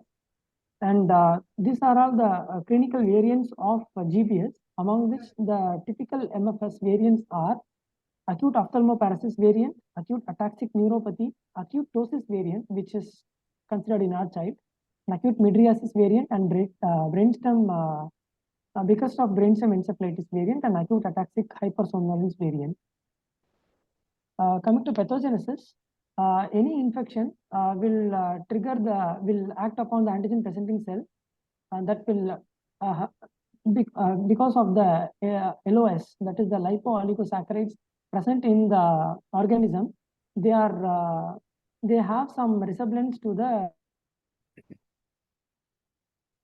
ganglioside antibodies, antigens that are present at the paranodal regions of the nerves. So in which the antibodies that are formed, anti-GQ1B antibodies that are formed, they go and bind there, and they cause the disease process, presenting as a paraneuropathy. So the GQ1B antigen is located normally at the paranodal regions of the ocular motor nerves, that is the 3-4-6 nerve, and also in the presynaptic regions of the neuromuscular junction of the ocular motor nerve, and also in the muscle spindle 1A afferents. And it has also been found to be documented to be present in the granular cell layers of the cerebellum, which get affected, leading on to the clinical manifestations of ophthalmoplegia and ataxia. Usually the anti-GQ1B IgG antibodies, they are present in 80 to 100% of the patients. They usually peak in the first week and decline in the second to third week. But it should be noted that they can be negative in about 10 to 15% of the cases. MRI brain will show a non-specific finding of cranial enhancement, but it can also be normal. Electrodiagnostic studies show that the snaps are normal in 50% of the patients, but in 1/3 there can be a reduced or absent snaps can be seen with the spiral sparing pattern. And but motor conduction studies, F-wave latencies are all normal usually. So usually MFS is a self-limiting disorder, but treatment is similar to typical GBS patients with IVIG or FLEX has shown good results. It is usually a disease of a favorable prognosis with a recovery within 2 to 3 months and a corresponding reduction in antibody titers. So the atypicalities in our child were that the child had an acute onset of bilateral ptosis without any preceding illness, and even till now there were no new onset of signs and symptoms like weakness or ataxia is not yet developed, and CSF analysis did not show any cytoalbuminological dissociation, which is seen only in 59% of the cases. It can be normal in 41% of the children. And NCS is normal here, which is abnormal, which can be there in 50% of the cases. MRI brain is normal in this child. And GQ1B antibody are awaited actually. This is a case we attribute to an acute ptosis variant of Miller-Fisher syndrome. There has been several reports of children and other patients presenting with bilateral ptosis as an initial presentation for GBS and also MFS. But most of these studies showed that over a course of time, these patients developed other symptoms like other signs and symptoms like ataxia, ophthalmoparesis, weakness, so which led to like addition onto the diagnosis. But our child had only ptosis which showed improvement with treatment, and there were no other signs of any neuroaxis involved. Thank you, Dr. Mohammed, for your excellent case. Dr. Lima, are you there?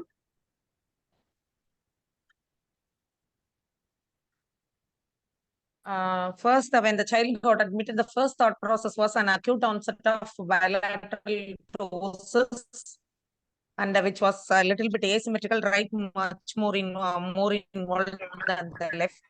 So the first thought process was whether it was a neuromuscular junction disorder, namely in acquired myasthenia, but being negative for NMJ. So the next possibility considered was an incomplete Miller-Fisher variant. And the other thing, the atypical features has been told by my postgraduate, and there was no areflexia, there was no reflexes were normal, there was no ataxia, as well as the electrophysiology did not show any sensory conduction abnormalities. So it was a pure and isolated bilateral ptosis, which is an incomplete variant of MFS. And though it is self-limiting, it may take weeks or months for the child to get improved. So this child showed a remarkable improvement with IVIG. Dr. Lima, wonderful case.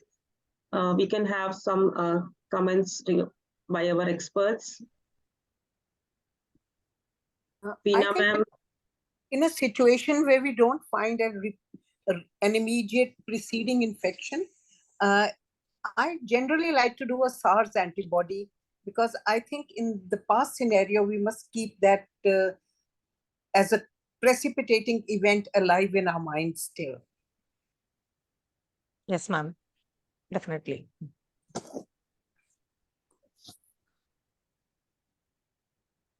Tripurani? Nothing to add, but interesting case. Very interesting. Right. Thank you so much. Thank you, Dr. Mohammed, Dr. Lima, for wonderful case. So we'll proceed with the third case. Third case is being presented by Dr. Sangeet from Nimans. Case has been supervised by Dr. Hansashri. I request Dr. Sangeet to present and keep it short for 5 minutes. Good evening to respected consultants and dear colleagues. Are my slides visible? They are visible and audible. Yeah. Yes.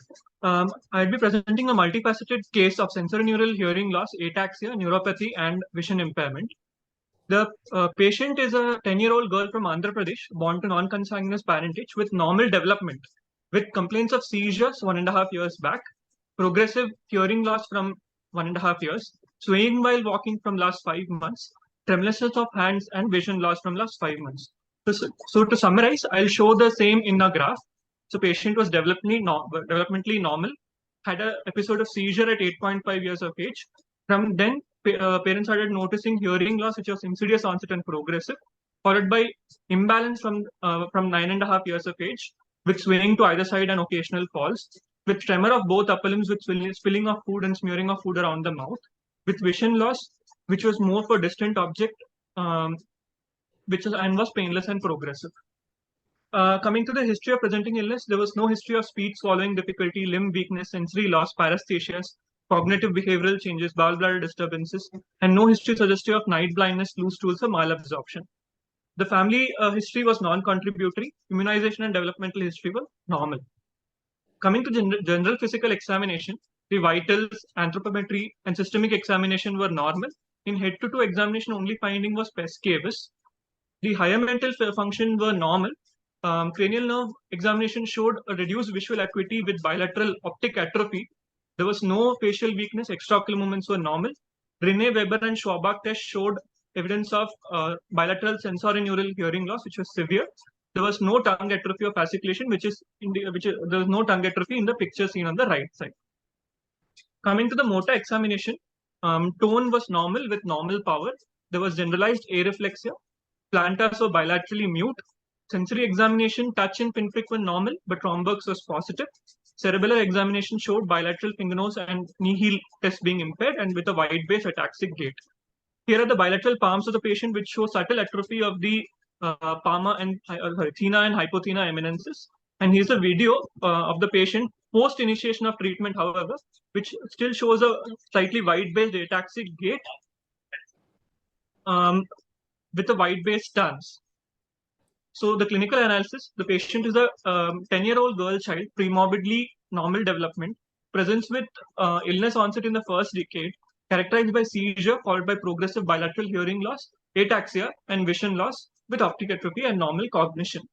So these were the localizations for the symptoms. Seizures were localized to the cerebral cortex, sensorineural hearing loss to the 8th nerve and its connections, imbalance while walking, hypotonia and areflexia to cerebellum and its connections, with additional sensory ataxia because there was hyporeflexia and plantars were mute. The painless progressive vision loss with optic atrophy was localized to second nerve involvement, and tremors of upper limbs were thought to be as a result of cerebellum and its connections. So the differentials which were considered include Capos syndrome, which is cerebellar ataxia, areflexia, pes cavus, optic atrophy, and SNHL. In a possibility of riboflavinopathy with Brown-Vallotto von Leyer syndrome was also considered in view of the patient having sensory ataxia, hearing loss, and vision involvement. A possibility of mitochondrial disorder, pathology related, was also considered. In view of ataxia and hearing loss and vision loss, peroxisomal disorders, Lichtenstein-Noss syndrome, and Perol syndrome were also considered. Now coming to the investigations, the routine investigations including ammonia lactate were normal. TMS showed an elevated octanoid and decanoid carnitine. VEP, BERA, SSEP, Puerton audiometry all indicated towards the severe SNHF. Nerve conduction studies showed a sensorimotor axonal neuropathy. MRI brain and the cervical spine screening which was done as seen on the right side is normal. So to clarify the diagnosis, we sent the clinical exome with mitochondrial genome sequencing, which showed a compound heterozygous mutation in the SLC52A2 gene.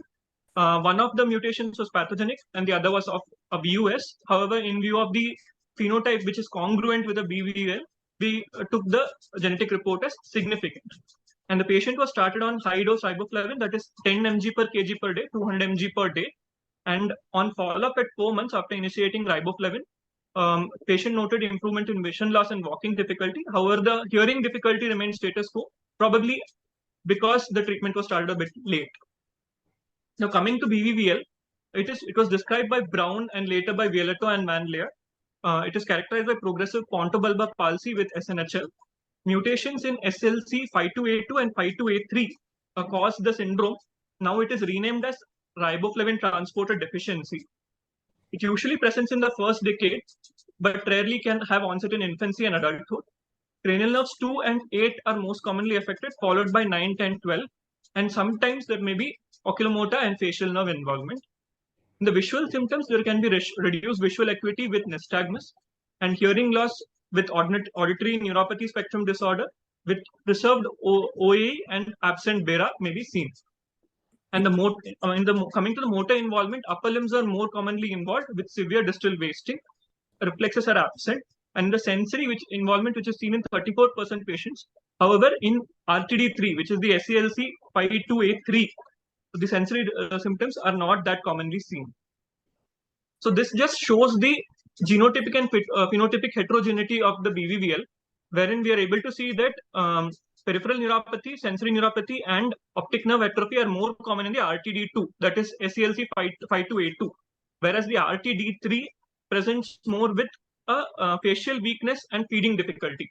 So presentation with ataxia, neuropathy, and optic atrophy and hearing loss will go more in favor of 52A2, whereas deafness, pontobulbar palsy, and respiratory involvement will go more in favor of 52A3.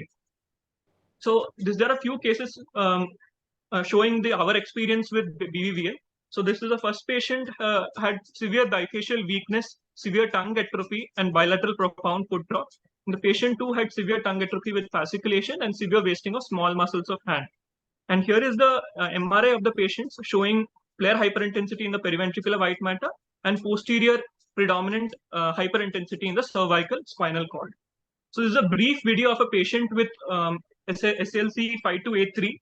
It's a 19-year-old man who presented with age-at onset from 7 years of age. So here we are able to see that patient has bilateral element facial weakness. He's not able to bury his eyelashes completely. Here we are able to see slightly asymmetric right more than left element facial palsy. He's not able to puff his cheeks as a result of buccinator weakness. And here we are able to see the tongue fasciculations.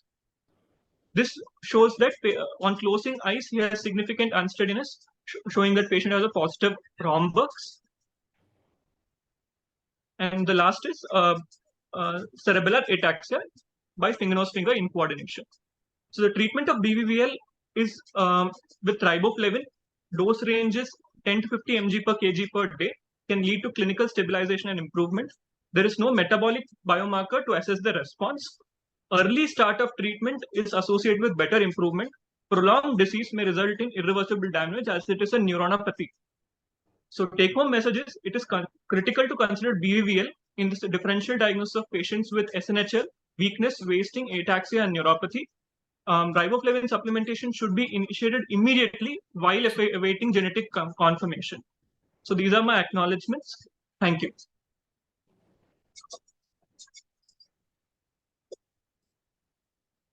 Thank you, Dr. Sangeet, for wonderful case compilation.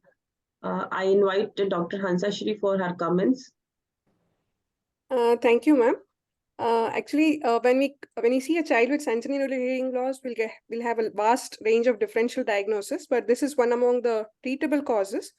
So when you have a SNHL plus you have sensory ataxia or limb girdle pattern of weakness, especially in the upper limbs predominant than lower limbs, then presence of tongue fasciculations on examination and involvement of other cranial nerves like second cranial nerve and bulbar weakness all points towards BBVL. Sometimes it can also be misdiagnosed as MND, juvenile ALS or MND, and the treatment might not be given.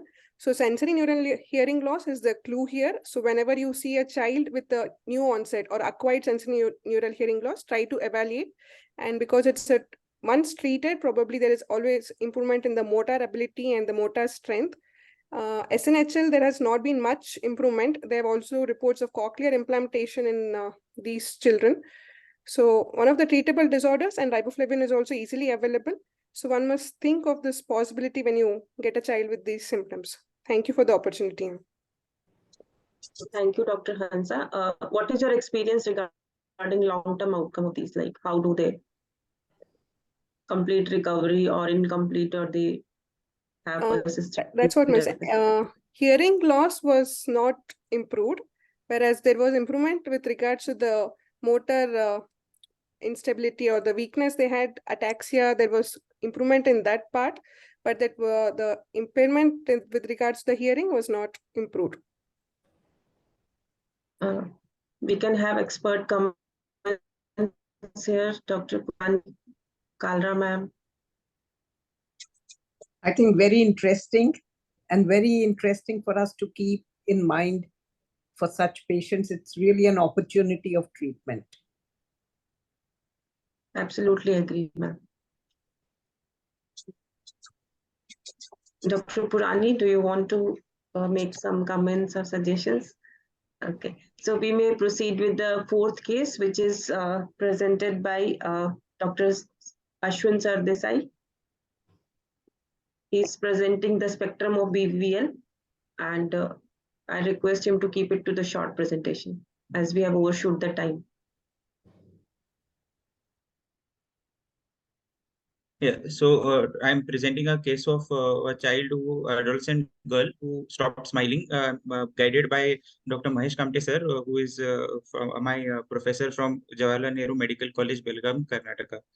So this is a 13-year, 10-month-old female child born of third-degree consanguineous marriage, and this child came to medical attention at 12 years of age. So we are presenting the history at the age of 12 years. At that time, the child came with chief complaints of difficulty in swallowing since last 2 years, change in voice since 2 years, inability to close eyes with watering of eyes since 2 years, and weakness in all 4 limbs since 1 year, and hearing loss since 1 year. So the history of present illness at from 10 years of age, the child till 10 years the child was fine, and then the child developed difficulty in swallowing since those 2 years, which was insidious, progressive. Child was taking longer to swallow. There was a perception of a food bolus sticking in the neck. The child would also cough while feeding, and there was then difficulty in swallowing to both solids and liquids. There was history of drooling of saliva, history of stasis of food in the mouth. Thereafter, the child was noticed to have change in voice, and there was softness of voice, as if the child was whispering spoken words. And over the 1 year time, the child it led to loss of voice. However, the child was able to understand what was spoken to her. Then there was history of reduced facial expressions over 2 years. There was also history of noticing excessive watering of eyes. The child was having inability to smile or frown. The eyes were remaining open during sleep. There was inability to close the eyes. History of drooling of saliva. History of difficulty in chewing food. History of stasis of food in the mouth. Inability to protrude the tongue outwards. There was history of weakness in all 4 limbs over 1 year time, and that was insidious, progressive. And the child was noticed to have difficulty in getting up from squatting position, initially walking with support, thereafter had frequent falls while walking, history of difficulty in climbing stairs, initially upwards, thereafter even downwards, history of tripping while walking, and history of difficulty in gripping slippers by the end of 1 year. However, there was no toe walking and no history of buckling leading to falls. The history of weakness in upper limbs was such that the child was having difficulty when the child was having walking with support. At that time, the history of weakness in upper limb was noticed, and that was in the form of inability to comb her hair, difficulty in mixing food with the fingers, breaking chapatis, history of difficulty in holding a glass, and also became slow while writing and was unable to hold the pen also.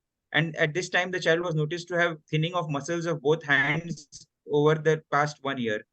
There was history of noticing generalized thinning of the upper and lower limbs, including both hands and feet, since last 3 years.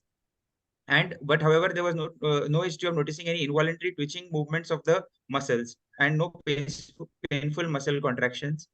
Abnormal movements in the fingers were noticed since 1.5 years, and that was also noticed to be present at rest and also persisting in sleep. There is history of noticing difficulty in sitting up from supine position since 1 year. There was history of difficulty in bringing the neck forward, then was rolling over to the side, and then was unable to get up in the bed. So the child was also found to have history of hearing loss since 1 year, and that was not found to be having any laterality. So this child was started on some treatment, oral medications, and that was given from 10 years till the present age. And what was noticed was a gradual improvement such that swallowing difficulty improved, and the child was now able to eat 50% faster than what she was eating 2 years back. And the child is also eating about 60 to 70% of what she was having pre-illness, and has also gained weight since last 2 years. The voice has also improved. She has regained her voice from having aphonia. She is now having audible speech, but is still soft. But the facial weakness has persisted with no significant improvement. However, the drooling of saliva has reduced. And in the limb and trunk weakness, the child is now able to walk unsupported, but it has been a gradual improvement over last 2 years, and the child can lift arms overhead. Thinning of hands and feet persists. Hearing complaints remain as they are. The significant family history is such that there has been an elder sibling which died at the age of 8 years, who had swallowing difficulty, watering of eyes from 1.5 years of age, with no history of difficulty in walking, and had attained age appropriate milestones, and had a soft voice, unintelligible speech, and progressively lost weight, had malnutrition, but died at home with the exact terminal event not known. So this child of ours, the index case, is a 14-year-old girl with normal birth and development, with chronic progressive faciobulbar weakness, with bilateral, probably element symmetric quadriparesis, with proximal and distal involvement, with truncal weakness, with hearing loss, without sensory, cerebellar, bowel bladder, or cognitive involvement, possibly due to a hereditary familial etiology. So anatomically localizing, probably anterior horn cell or muscle involvement, with a genetic degenerative disease because of the consanguinity, family history, gradual onset, and a chronic progressive course. On examination, this child was found to have generalized wasting, eyes remaining open partially age, that is after receiving treatment. So this child is still found to have wasting, eyes remaining open, no blinking, tearing present, mild ptosis is present, high arched feet were present, generalized thinning is noted. the higher functions were normal. But what we can hear, her speech is still soft as she's counting the numbers here. And in this cranial nerve examination, the extraocular muscle, the eye movements were of full range. The child was having gag, which was weak. Gag reflex was present but weak, and Bell's phenomenon was pressure was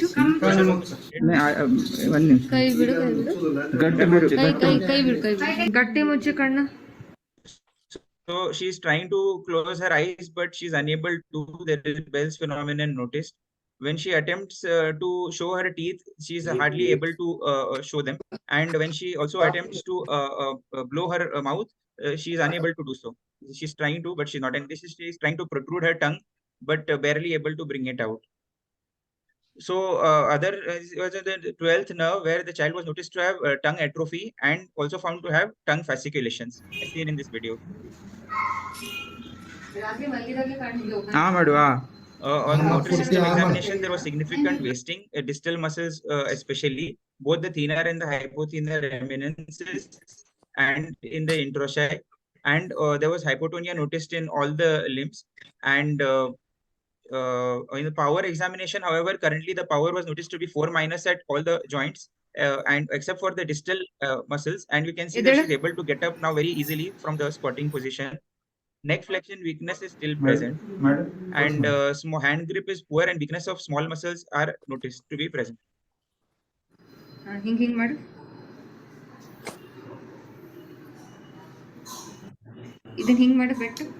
the DTRs were only 1+, and polymini myoclonus was present in the hands.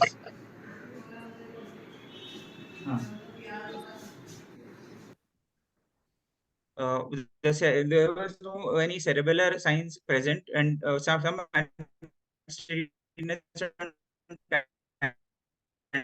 walking. She is now able to walk very fast without any much of any unsteadiness noticed.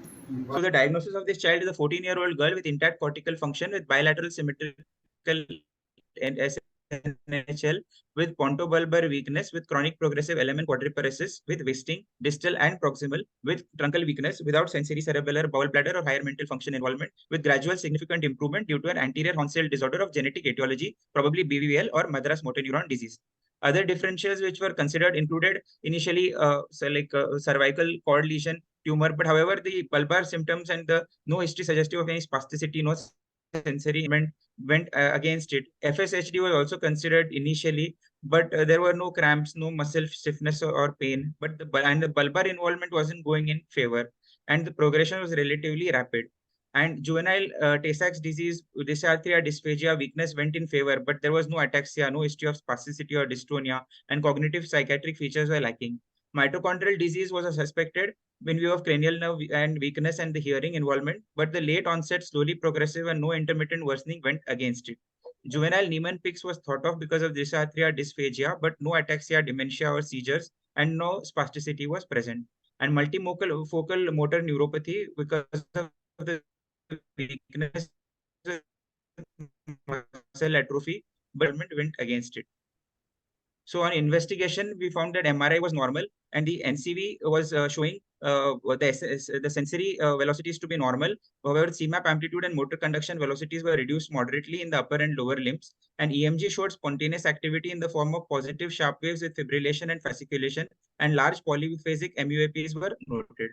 So we went ahead with whole exome sequencing, and the center, what we can see is that it was showing, the index case was showing SLC52A3 mutation, which was homozygous, but it came as a VUS. Hence, above we have tested both the parents, and that they were heterozygous for the same variant, and the siblings who were the two male children were also tested and found to be heterozygous for the same variant.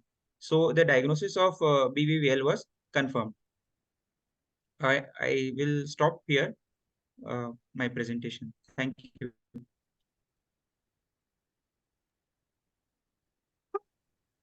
Thank you, Dr. Ashwin. I request Mahisha to give some take-home messages to us. Yeah, this child, as Ashwin presented, and It was a bit different from what Dr. Sangeet presented. This had a late onset, onset in the second decade of life. And this had mainly facial and bulbar weakness, followed by weakness of all the 4 limbs. So this late presentation and presenting mainly as facial-bulbar involvement with deafness, both in favor of riboflavin transporter 3 deficiency. And it's important to note that in this riboflavin transporter 3 deficiency, you can have human sense in the low limb. But then type 2, you don't have human sense. This can have human sense in the low limb, and it can be a close differential to motor neuron disease or ALS. It's important to pick up this because it has got treatment, unlike ALS, which has got no treatment here.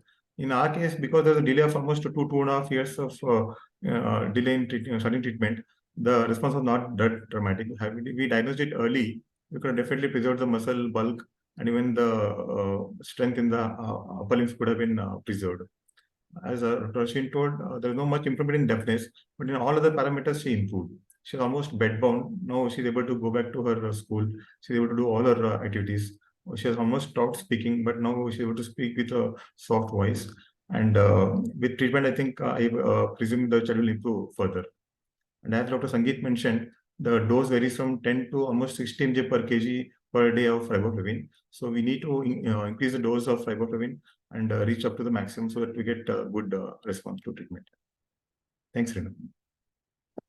Thank you, sir. So I think we should keep this differential diagnosis in several settings, like the list has been presented by Dr. Ashwin. In addition to that list, they can also present to ICU with the acute onset kind of ptosis, significant faciobulbar weakness, and rapidly progressive quadriparesis also. So, and at that time, they look like a myasthenia or myasthenia in a crisis situation. So that has to be kept because the treatment has gratifying results. Thank you, sir. We can take expert comments here. Dr. Veena, ma'am, Dr. Purani.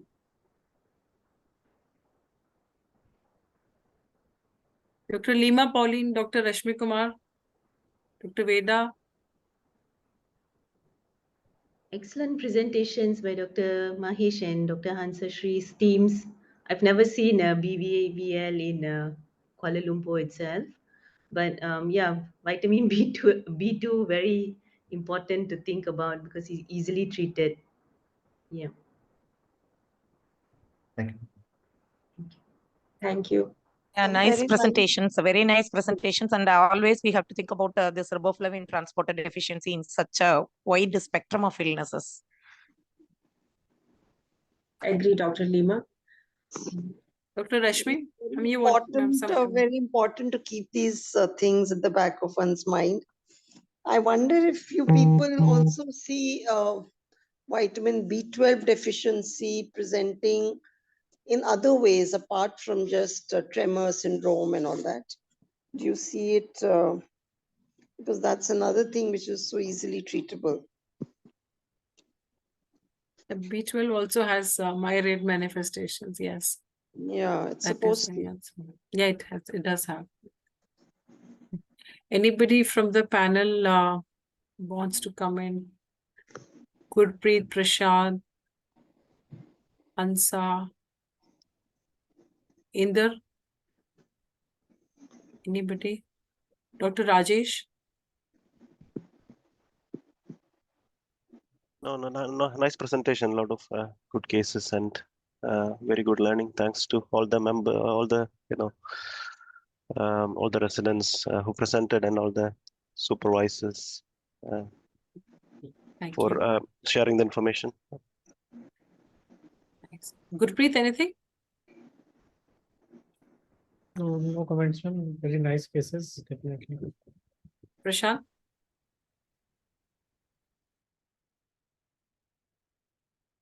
Okay, I think we had a wonderful presentation to start with Dr. Veda, and that set the pace, and we've had wonderful treatable conditions, because gone are the days when it used to be said, okay, what are you doing in pediatric neurology? Yeah?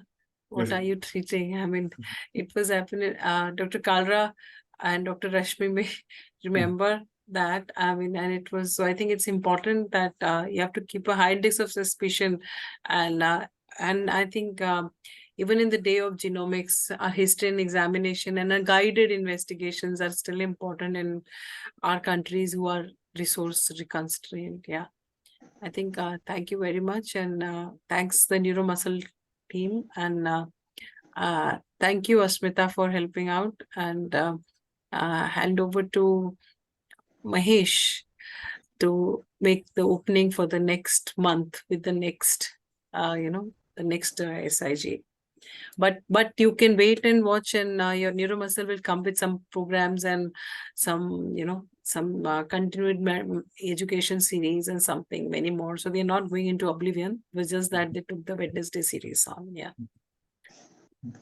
Oh, I think it was very well done. I think this case-based presentation makes a lot of sense, and how you actually reach the diagnosis, first the differential, and then what happened to the investigations, and how the whole thing unfolds is really real life situations. So it's very well done, and it's and we first did infantile, then we came to childhood, and then now the treatable disorders. So it followed a very good sequence.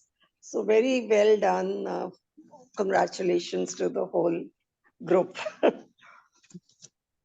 Thank you, ma'am. Thank you.